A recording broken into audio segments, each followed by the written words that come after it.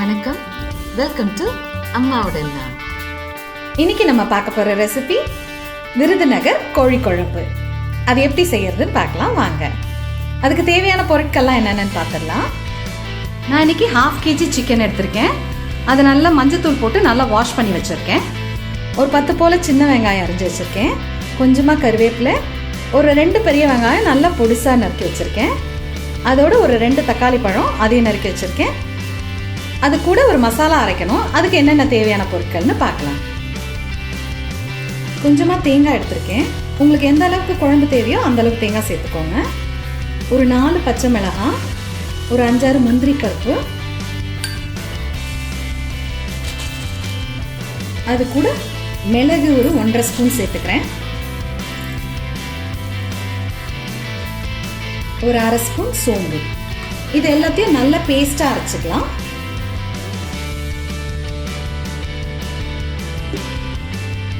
தேங்காய் நல்லா பேஸ்ட்டாக அரைச்சிட்டேன்.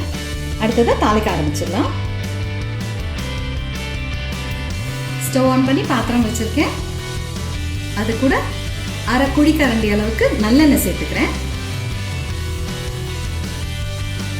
தாளிக்கிறதுக்கு 2 சின்ன துண்டு பட்டை, ஒரு 3 கிராம்பு, கொஞ்சமாக சோம்பு, ஒரு சின்ன துண்டு கல்பாசி சேர்த்துக்கிறேன்.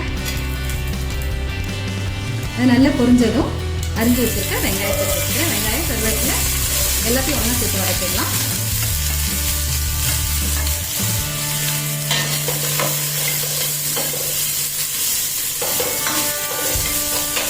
வெங்காயம் நல்லா வதங்கிடுச்சு.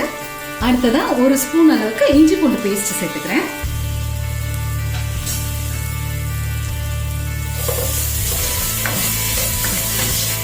அது கூடவே அரிஞ்சு வச்சிருக்க தக்காளி சேர்த்து நல்லா வதக்கிக்கலாம்.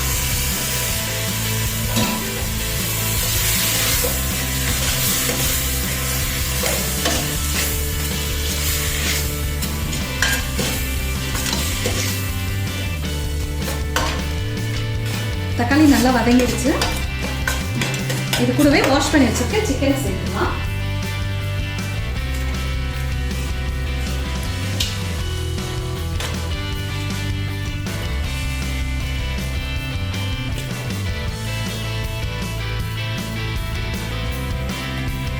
அது கூடவே ஒரு 1/2 ஸ்பூன் அளவுக்கு மஞ்சத்தூள் சேர்த்துக்கிறேன்.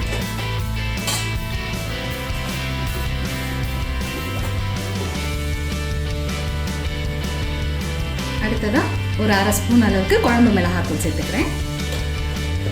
இது எல்லாத்தையும் நல்லா சேர்த்து வதக்கிக்கலாம்.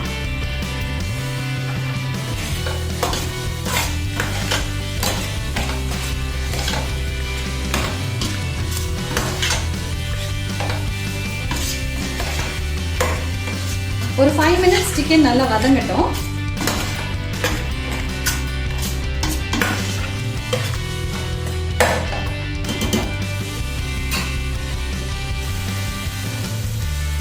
இந்த ஸ்டேஜில் அரைச்சி வச்சிருக்க தேங்காய் பேஸ்ட்டையும் சேர்த்துக்கிறேன்.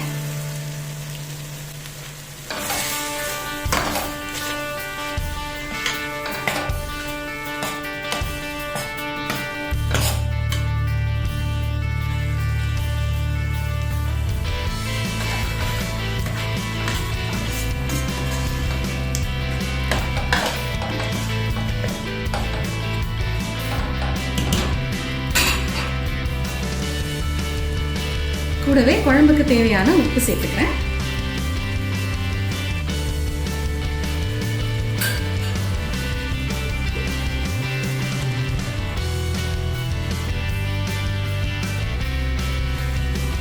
அது கூடவே குழம்புக்கு தேவையான அளவு தண்ணி சேர்த்துக்கிறேன்.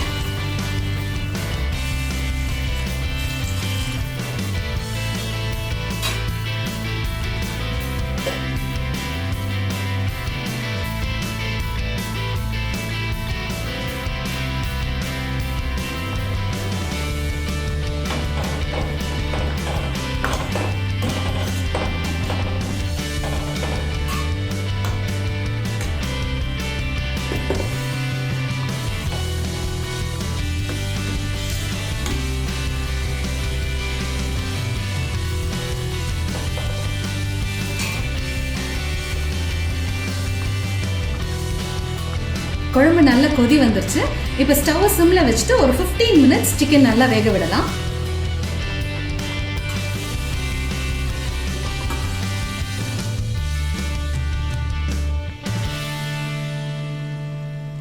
15 minutes ஆயிடுச்சு. திறந்து பார்க்கலாம்.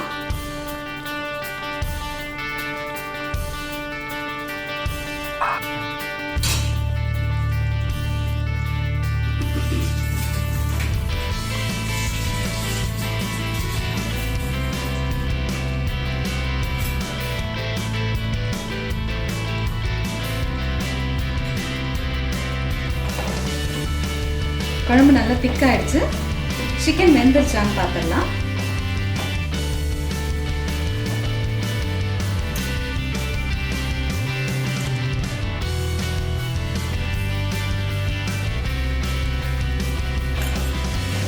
நல்லா சாஃப்டா வெந்துருச்சு.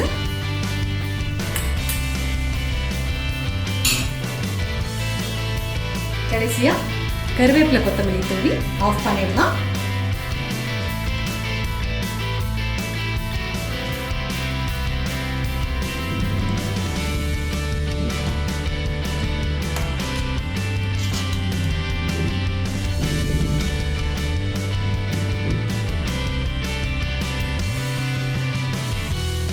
நம்மளோட விருதுநகர் கோழி குழம்பு சூப்பராக ரெடி ஆகிடுச்சு.